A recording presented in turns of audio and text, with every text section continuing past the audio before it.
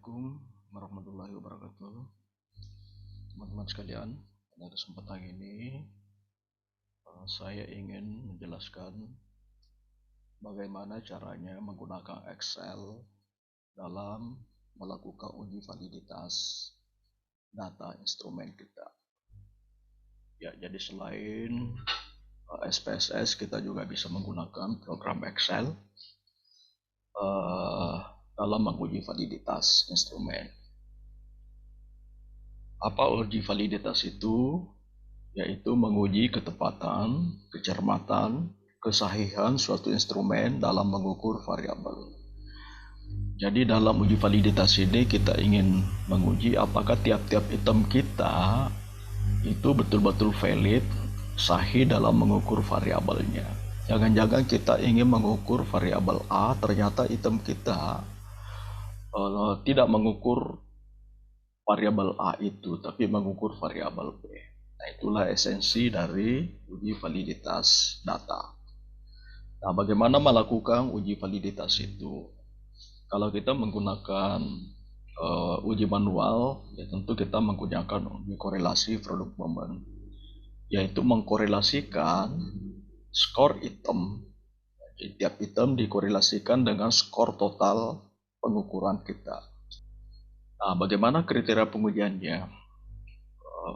Kalau kita menggunakan SPSS, kita bisa langsung melihat nilai signifikansi korelasinya, ya, yaitu jika nilai probabilitas atau nilai signifikansinya sama dengan atau di bawah alfa 0,05, maka kita akan mengatakan item kita itu valid. Tapi kalau kita menggunakan Excel, ya itu tidak akan keluar nilai signifikansinya, karena itu kita menggunakan R-table. Ya, kriterianya adalah jika nilai R hitungnya sama dengan atau lebih besar dari R-table pada tingkat signifikansi 0,05 dengan derajat kebebasan N kurang 2, maka kita menyatakan item kita itu valid. Nah, itulah kriterianya. Mari kita coba ya berlatih menggunakan Excel. Ya. Jadi di sini ada data hasil pengukuran menggunakan 15 item. Ini contoh ya. Jadi angket saya itu 15. Lalu saya menguji pada 20 orang. Ya, ini ini hanya latihan saja. Ya, biasanya ada yang menganjurkan untuk uji validitas minimal 30 orang. Ya. Tapi untuk latihan kita saya mengambil 20 saja sampel. Ya, kalaupun nanti 30, 50 ya sisa ditambahkan ke bawah. Langkah pertama yang akan kita lakukan adalah menghitung skor total. Jadi di sini ada skor angket dari tiap-tiap individu. Ya, jadi ini ada 20 orang, ada 15 item. Nah, ini adalah skor itemnya. Ya. Dan kita mengkorelasikan. Ya, jadi secara sederhana itu kita blok saja. Ya, ini. Jadi kita blok ini ya. Lalu kemudian kita klik sama dengan, ya, berarti skor totalnya 70 ya. Ya, ini kita geser saja ke bawah, kita copy ke bawah sehingga semuanya mendapatkan skor total setiap individu. Jadi individu satu itu nilai pada item 1 5, pada item 2 5 dan seterusnya, dan skor totalnya mendapatkan 70. Individu 2 atau subjek kedua seperti ini 71. Nah, bagaimana caranya kita melihat korelasi tiap item dengan totalnya? Jadi kita di sini kita akan membuat tabel kerja ya.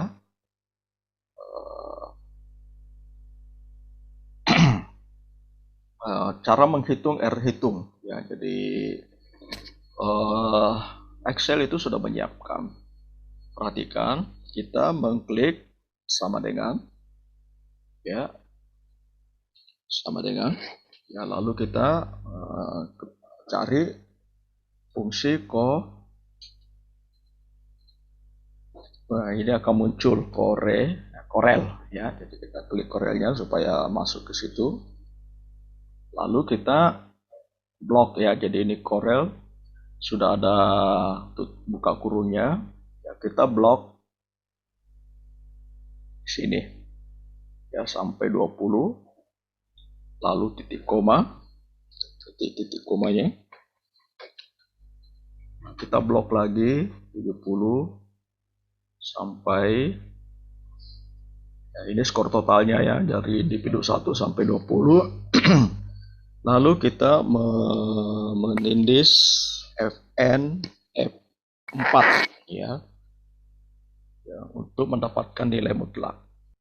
Jadi kalau sudah seperti ini artinya nilai mutlak. Nah, ini penting supaya nanti ketika kita mengcopy korelasinya, mengcopy apalagi namanya rumusnya, ya, tidak mengikuti posisi tabel tapi dikorelasikan dengan nilai. Setelah ini kita tutup kurung. Ya, jadi perhatikan. Ya, perhatikan di sini Corel B2 ini adalah posisi dari apalagi namanya ini ya. Sementara posisi dari nilai ini sampai ke bawah, sementara B ini posisi dari nilai ini ke ini. Nah, kita enter. Nah, ini sudah keluar korelasi 0,59. Ya, jadi korelasi item 1 terhadap total angketnya adalah sebesar 0,59. Nah, kita copy ini. Ya, kita klik lalu copy ke kanan. Nah, ini kita sudah mendapatkan korelasi setiap item. Ya. Nah, kita sisa membandingkan nilai ini dengan nilai tabel. Ya. Nah, bagaimana cara mendapatkan nilai tabel? Ya, kita kembali melihat ya. Jadi nilai tabel itu seperti ini. Ya. Jadi Anda bisa mendapatkan di apalagi namanya di internet ini banyak nilai tabel. Ya. Yang bisa kita lihat. Ya, jadi nilai tabel ini kita akan mendapatkan misalnya di sini ada pilihan-pilihan kita menggunakan 0,05 ya cara simplifikasinya. Ini semua R-nya, lalu kemudian ini jumlah individu. Jadi kriterianya itu kita menggunakan N kurang 2. N kita tadi ada 20 sehingga kita mendapatkan apalagi namanya ya, jadi N kita 20 berarti kita menggunakan L 0,05 dan 20 kurang 2 sama dengan 18. Nah, kita akan ketemu nilai 0,44. Jadi kita bisa menggunakan 0,44 saja ya di belakang. Ya. Inilah kriteria kita yang kita bandingkan dengan tadi nilai R tabel. Nah, ini R tabel ya, kita bandingkan R itu. Ya, jadi dari R tabel kita mendapatkan tadi 0,44. Ya, jadi kita sisa mengetik 0,44 di sini. Ya. Nah, ini sama pada semua item karena jumlah N-nya sama ya, kriterianya sama. Kita copy ke semua item.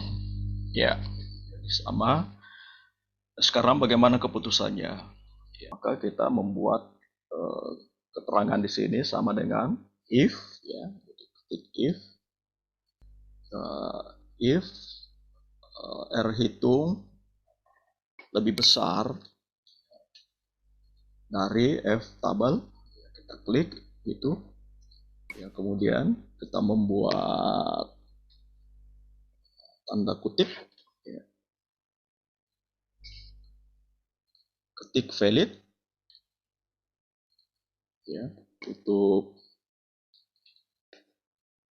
Perhatikan if R hitung ini B22 R hitung lebih besar dari R tabel, maka dinyatakan valid. Dan jika sebaliknya tidak valid, kita hanya menulis seperti ini tanda kutip ketik valid, tanda kutip, lalu ketik titik koma, ketik lagi tidak valid ya, dengan diapit oleh tanda, lalu kita enter. Ya, di sini valid. Nah, di sini kita sisa copy ke sana, copy semua item. Dan ternyata yang kita dapatkan item 1 valid, item 2 valid, item 3 dan seterusnya, dan ada yang tidak valid. Ya, jadi item ke berapa ini? Item ke-14 tidak valid. Nah, jadi sederhana sekali, teman-teman. Nah, seperti itulah kita menguji menguji validitas sistem kita menggunakan Airtable. Inilah yang akan kita apalagi laporkannya dalam uji validitas kita pada laporan penelitian kita. Demikian, terima kasih. Assalamualaikum warahmatullahi wabarakatuh.